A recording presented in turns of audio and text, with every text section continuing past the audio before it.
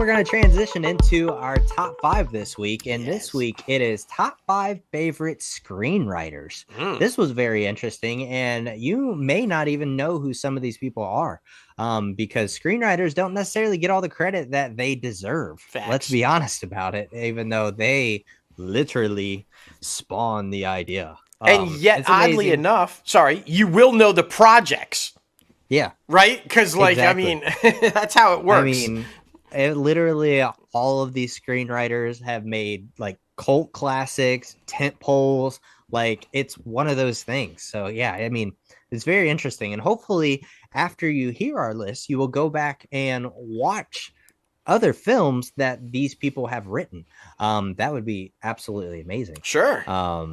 But number 5 for me goes to Oliver Stone. Now, everybody's like, Oliver Stone, the guy who wrote Platoon, Wall Street, JFK, and one of my favorites, Scarface. I mean, talk about the range right there. Right? I mean, shit. Right? I mean, political drama. Then you got freaking literal Wall Street. I haven't seen yet, but I know Dustin talks about religiously. Yes. Platoon, one of the best military films of all time, and then one of the best gangster films of all time, which is Scarface. That range is absolutely wild. So of course I had to put that on my list because everybody knows Scarface is one of my all-time favorite films as well. So yeah, man, Oliver Stone killing it, still rocking and rolling too. Yes, hell yes. My number 5. I'm trying to balance my list here. I'm trying to keep male-female ratio here. My number 5, Nora Ephron. Don't recognize the name, but I guarantee you recognize the films. This is the woman behind When Harry Met Sally, Sleepless in Seattle. Every Meg Ryan, Tom Hanks film in existence, she wrote. But did you also know that she did Michael? Remember the movie with John Travolta where he plays a fallen angel? Michael. She also wrote Julia and Julia, which just came out. It was about Julia Child and this food critic, Julie, with Amy Adams. Amazing. She's done a lot of stuff. Everybody, I feel like our whole lists are going to be, oh, you know that one. But they also did these, and it shows the ranges of these people. She isn't just romantic comedies. She also does these other things, and she's a brilliant writer who's been doing it for quite some time. If you go to IMDb, which we love, IMDb/IMDb Pro, you can check out the whole list of all the movies that these wonderful people have written, because I think you're going to be surprised when you see the titles, and you're like, shit, that's one of my favorite movies. I didn't even know that's who wrote it. Exactly. So this is what we're doing the list for. Find out these amazing writers. My number 5, Nora Ephron. Nice. Yeah, that's a good one, man. Yeah, a lot of different, films to think about right there, too. The orgasm scene in When Harry Met Sally is one of the most recreated, most talked about scenes ever. You don't even have to be talking about movies. Women talk about that orgasm scene if they've never even seen the movie, they know about it. That is a credit to someone's writing when someone who hasn't even seen the movie knows the scene. So yeah, just incredible. Exactly. Number 4 for me goes to the guy who likes to dance, the guy who likes to choke people out in his films, the guy who's a little weird, but also a genius at the same time. Sure. Let's be honest about it. The one, the only, Quentin Tarantino. Yes. No one could ever recreate his type of films. A Tarantino film when you watch it. Come on, Pulp Fiction, Once Upon a Time in Hollywood, Reservoir Dogs, so many freaking more. I've never seen any of the Kill Bills. They are on my list. So I'm very interested in that dynamic because it's so story driven. Most of his things, they're so story driven that lead up to just an overwhelming amount of action, gore, intensity. And I feel like nobody else can even compete with what he does in Hollywood. Is he a little weird? Does he have a feet fetish? Yes. But he is a great freaking writer, man. I will say that. There's only one Quentin Tarantino, and that's really all I need to say. No. So I want to just give an honorable mention, since you brought up Quentin Tarantino, to Little Quentin otherwise known as Danny Strong, who is not on the list, but because I wanted to kind of balance between men and women, but definitely one of both of our favorite writers. I mean, this man, did you know that he wrote some of the Hunger Games movies, guys? Bet you didn't know that, but he did. He's also got a great film directorial debut that he wrote, Rebel in the Rye, about Catcher in the Rye and John Salinger, J.D. Salinger. It's just, he's a phenomenal writer. Some of the best shows on television. There's Dope Sick. Enough said. Dope Sick. Danny Strong, by far one of our favorite writers as well. My number 4 seems like it would be an obvious, right? I mean, this guy is just, but you think of him more as a director, but he's also a writer, guys. I'm talking about Francis Ford Coppola. Yes. Did you know, you hear Mario Puzo, but did you know that he also co-wrote The Godfather with Mario Puzo? Yeah, all the drastic changes from Mario Puzo's script were done by Francis Ford Coppola. They worked together like, hey, how about this? How about this? How about this? Yes. Okay, so everybody knows The Godfather, right? Did you know that he wrote Apocalypse Now? One of the most famous war movies of all time. Another famous war movie that he wrote, did you happen to know? My Relative, Patton, Francis Ford Coppola. And there's a ton more, guys. This guy's writing, if you go and look, you'd be like, what? That was Francis Ford Coppola? What? Yeah, he's a phenomenal writer as well as a phenomenal director. I would highly recommend you go check out his work, his list of work, and you're going to be shocked at some of the movies. I knew some of these, and other ones I was like, wait, what? He wrote that? Like, I'll be honest, I was shocked by Apocalypse Now. No fucking clue that was Francis Ford Coppola. One of the best movies. It's one of my favorite movies, and I didn't even know it was him that wrote it. Like, what? But yeah, just, dude, Francis Ford Coppola. Killing it. My man is killing it. So good. So good. I mean, I literally thought about going back and watching the making of The Godfather or whatever that show is. Yeah. It's so damn good. Miles Yeah. Teller. Oh, The Offer. Yeah. The Offer. Yeah. It's so good, guys. If you haven't checked that out on Paramount Plus, please do yourself a favor and do so. And check out our interview with the casting director of that, John Papsadera, because he talks about like casting that show, which was so fucking brilliant. The people that he cast in that show was just like amazing. So the guy he got to play Francis Ford Coppola was like freaking amazing. I'm so glad you brought that up because that's a great show, The Offer, man. It's so good. So good. Well, number 3 for me goes to Mr. New York himself. Oh my goodness. I'm talking about the one and only Spike Lee. If you haven't seen any of the Spike Lee joints, please do so. I mean, Malcolm X, you have Black Klansman, and He's Got Game, and so many freaking others. Do the Right Thing. I just feel like on the level that he is creating films and on the level that he is giving a voice to specifically the Black community, it's untouched. I mean, Ryan Coogler is doing the same thing now. But of course he followed in the footsteps of Spike Lee. And I just feel like what he is able to do with his films, not only with his writing, with his acting sometimes, because he does star and cameo in a lot of his films. For sure.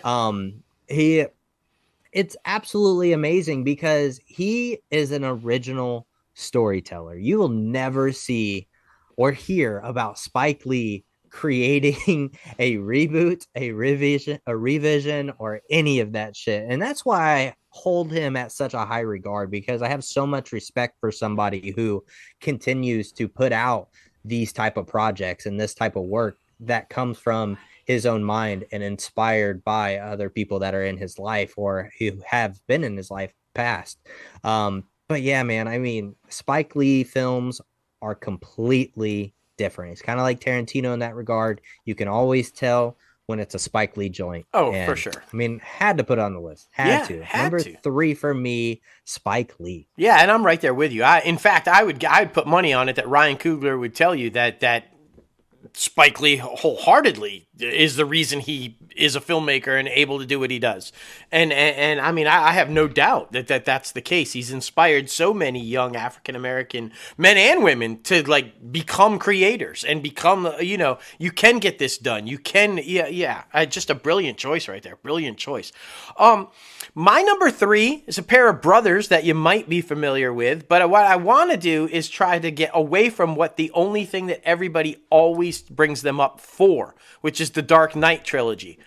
As brilliant as the Dark Knight trilogy is, everything these two have written together equally as brilliant, maybe more so. In fact, the recent one, Oppenheimer, maybe the greatest single film ever made.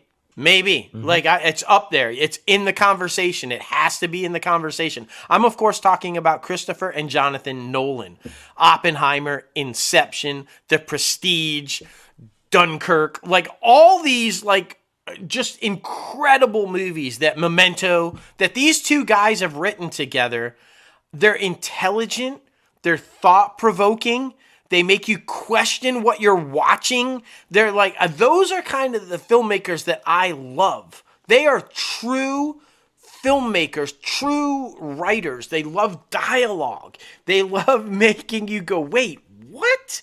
And I just, anybody who can do that, anybody that can make you think and tell a story in the way that these two guys tell a story, it's just freaking amazing. Christopher and Jonathan Nolan. I mean, I would beg anybody out there, I would say, find a Christopher and Jonathan Nolan film that you don't like. I don't think you can. I honestly don't think you can. They're all great. Have they all gotten the recognition that they deserve? No. Some of them are lesser known. Some of them you're like, wait, I'm not sure I heard that one, whatever. But they're all, if you go back and watch them, they're all fucking brilliant. They're all brilliant. And they're all different. That's what I like. They're all so drastically different. Prestige, nothing like Oppenheimer. Obviously, Inception, nothing like The Dark Knight. They're all so drastic. And Memento, not even like anything. So it's just, yeah, I love these guys, man. I love them. Christopher and Jonathan Nolan, my number 3. I love it, man. I love it. And I mean, this next one, you and I both love because this man ruled the 80s and early 90s. Literally ruled them. So many classics that goes down in history as so many people's favorite films. I'm talking about the legendary, the one and only, rest in peace, John Hughes. This man was absolutely amazing at screenwriting. I mean, you know the name, you know Breakfast Club, you know Home Alone, you know Uncle Buck, Pretty in Pink. The list goes on and on and on. But this guy, I just felt like was such a genuine human being and brought that to his writing and to his films to the point where everybody felt like they could connect with his characters. For sure. Everybody felt like those are the definition of family films, of teenage angst, of, just trying to be the best version of yourself that you can be. I mean, there's so many words that you could describe John Hughes as. But his films are unlike anything else. They're warm. They're Christmas morning wrapped up in a warm blanket. Like, it's one of those things where you're just like, they feel so homey that like there's no other feeling like it when you're watching his film. So number 2 for me, John Hughes. I mean, I cannot agree more. I mean, okay, as someone who was a teenager in the 80s, right? Not just a teenager, started at 10. Okay, I'm not that old. But dude, like, if you came up in that time, and even now, The Breakfast Club is like a rite of passage for a teenager. You will identify with one of those 5 characters because that's you. That is you as a teenager, whether it was the jock, whether it was the nerd, whether it was the pretty girl, whether it was the stoner. You are one of those people. And I just feel like it's got to be one of the single greatest films as a family drama, but also rite of passage film for teenagers. Like for me, it's a must see. If you have a kid, at some point, you have to sit them down and tell them to watch this film because it's that good and it's that, I think, instrumental in your transition from child to adult. Like, this is it. This is your transition film. Like, you know, and you know what else I think that film does really well? It shows us that, and we talk about this a lot now, mental health and everything. It's okay to not be okay. All of those kids were having some fucked up days, and they were having some fucked up shit with their families, and they were all going through some stuff, yet they all bonded. And when they realized that they were all in it together and not alone, and that they weren't the only one facing something, they come out of it the way they come out of it. And I just think it's a brilliant film. It addresses everything like that, mental health and struggles and family life and hard enough being a teenager and the pressures that you have on becoming an adult and like all the kind of stuff. It's just, yeah, brilliant choice, man. Brilliant choice. My number 2 is the only writer who that I think is as equally brilliant with dialogue as our number 1. And I say our number 1 because our number 1 is the same. But this woman is his equal, without doubt. This woman, there is nobody better. In fact, she is his superior when it comes to writing fast-paced dialogue. There is not a person on this planet as a writer that can match this woman in nonstop conversation that takes place referencing pop culture at speeds unheard of. I am talking about Amy Sherman Palladino. And all you have to do is watch Gilmore Girls to know what I'm talking about. Gilmore Girls, The Marvelous Mrs. Maisel, Bunheads, any of those, unbelievable. This woman can write dialogue like no one I have seen, and the way she spins the pop culture, the speed at which these actors have to pull off these references and these conversations, and it's comedic, it's dramatic, it's sad, it's funny, it's powerful, it gets you angry, it makes you fall in love. It's absolutely a brilliant piece of writing. Every single episode that this woman has ever touched. Her and her husband, because I know Daniel Palladino writes a lot with her. But it's just like, talk about the epitome of a writer that knows how to get you to connect to a character. I mean, Gilmore Girls, they've got to be the most beloved mom and daughter on the face of the planet ever. There's not a single person, even if you haven't watched the show, that doesn't know who they are.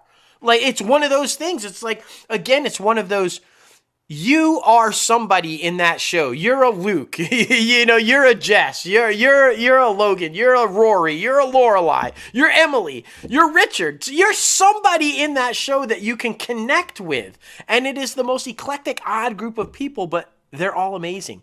And I just think when you can write like that, especially ensembles, because it's not easy to write ensembles like that, because you have to give equal attention to all of the characters, and sometimes the backstories of other characters, of supporting characters. The way she's able to seamlessly write all of them as juicy as the main ones. Like, you just, even Babette and like all the people, all the supporting characters are just as juicy as and fun as the main characters. And it's just, she's phenomenal. Amy Sherman Palladino. How is this woman like not got just like gazillions of Emmys and Oscars? I just do not know. That she should. And so should everybody who's ever uttered her words of dialogue, because it's amazing, man. Amy Sherman Palladino, my number 1. My number 2. Oh my goodness. But yeah, I mean, leading into our number 1, I mean, there's no one who inspires me more, and I'm sure you feel the same way, inspires us more than the one and only Aaron fucking Sorkin. Oh my God. This guy, everything. Doesn't matter if it's a political drama, a movie about baseball, a movie about freaking war defense. Oh, this guy is absolutely amazing. I mean, a few of my notable mentions, of course, West Wing, Moneyball, A Few Good Men. It's hard to not be motivated as a creator to get up and freaking write something after watching anything that he does, right? Oh, absolutely. And some of mine, Sports Night, The Newsroom, The Social Network. This guy, there's not a single writer on the face of the planet that can match this man in writing dialogue. In every show or movie that this man has done, there is a monologue that cannot be touched, period. They will, like, whether you're watching The Newsroom, whether you're watching West Wing, whether it's Social Network, all of them, there is a monologue at some point that you're like, I can't fucking touch that. That is the most brilliant thing ever written, and I'm not even going to go there. I'm not even going to try. Mushroom induced? He admits it. Can't write shit without him. I don't care. Give the man as many mushrooms as he needs because he's fucking brilliant. He is the sole reason why dialogue-driven films work. This man just, when you can open a film with an 8.5 minute long scene where it's literally just two people talking for 8.5 minutes straight, and you never once lose attention. You never once go, this feels like it's taken forever. No, that is pure brilliance. It's the same as the Code Red scene on the stand. It's the opening sequence on The Newsroom. It's just the West Wing literally created the whole walking, like on Gilmore Girls or any show that you watch where they're having these long conversations and they're walking through. It's because of Aaron Sorkin. They created that because they're like, there's no way we can pull off all this dialogue with them just standing in the same location. And so they literally created this thing for how you could pull off dialogue like that. And then he proved them all wrong because he did Social Network, and it's literally just two people at a table at a restaurant talking for 8.5 minutes. They weren't walking anywhere. They're like, let me show you it can do this. It was fucking brilliant. I think he almost wrote that scene just to fucking prove that it could work. But yeah, wow. Aaron Sorkin. I mean, in fact, when I first saw this category come up for this week's show, I was like, we're going to have the same number one. There's no way we're not going to have the same number one. It was just, we talk about him all the time. We try to model what we're doing with our series after him. Not copy, but he's certainly to emulate, to try to achieve that, right? I mean, what can you say? I could literally do an entire 2-hour show talking about this man. He's fucking brilliant. Yeah. And it's so funny, too, because I saw the rundown when we were first starting it, and I saw that our producer, Jason, put in there, I know Aaron Sorkin's going to be on both of your lists. Yeah. Like, well, you do. I mean, I think he'd be on anybody's top 5 writers list. I mean, how could he not? Yeah, it's just... Exactly. Yeah. In fact, I think any writer who's ever won an Emmy or an Academy Award or whatever would say that he probably inspired them at some point. I mean, if you came after Aaron Sorkin inspired you. That's all I'm going to say. And if you say he didn't, I'd say you're full of shit. Exactly. There's no way you're a writer that was born after Aaron Sorkin that isn't inspired by Aaron Sorkin. It's just not possible.